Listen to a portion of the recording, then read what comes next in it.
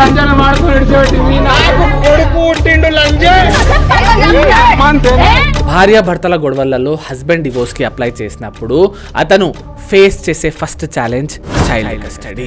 యూజువలీగా divorce proceedings లో wife ఆ child యొక్క కంప్లీట్ కస్టడీ క్లెయిమ్ చేయడానికి ట్రై చేస్తుంది. దానివల్ల హస్బెండ్ డివోర్స్ టైంలో లేదా డివోర్స్ గ్రాంట్ అయిన తర్వాత బిడ్డని ఎప్పటికీ చూడలేను అనుకుంటాడు, చాలా బాధపడతాడు.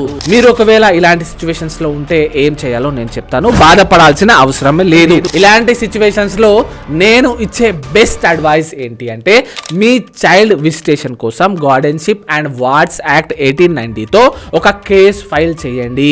దీనితో ఏమవుతుందంటే court guardianship and wards act section 12తో విజిటేషన్ లేదా చైల్డ్ కస్టడీ ఆర్డర్ పాస్ చేస్తుంది. కోర్ట్ డిసైడ్ చేసిన ఒక పర్టికులర్ ప్లేస్ లో పర్టికులర్ టైం కి బిడ్డని తీసుకురావాలి. ఈ టైం టేబుల్ కంప్లీట్ గా ఫిక్స్ అయి ఉంటుంది. ఆమె కోర్టులో చెప్పిన మాటకు కట్టుబడి ఉండాలి.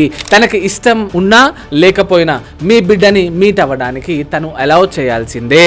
ఇది డివోర్స్ టైంలో లేదా డివోర్స్ గ్రాంట్ అయిన తర్వాత కూడా చేయవచ్చు.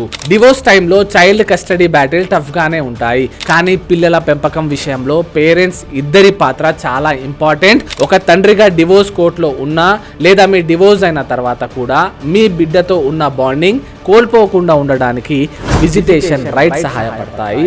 లా తెలుసుకోండి, మీకు మీరే లాయర్ అవ్వండి. ఇలాంటి ఇంకా లీగల్ విషయాల కోసం ఫాలో చేయండి. Thank you.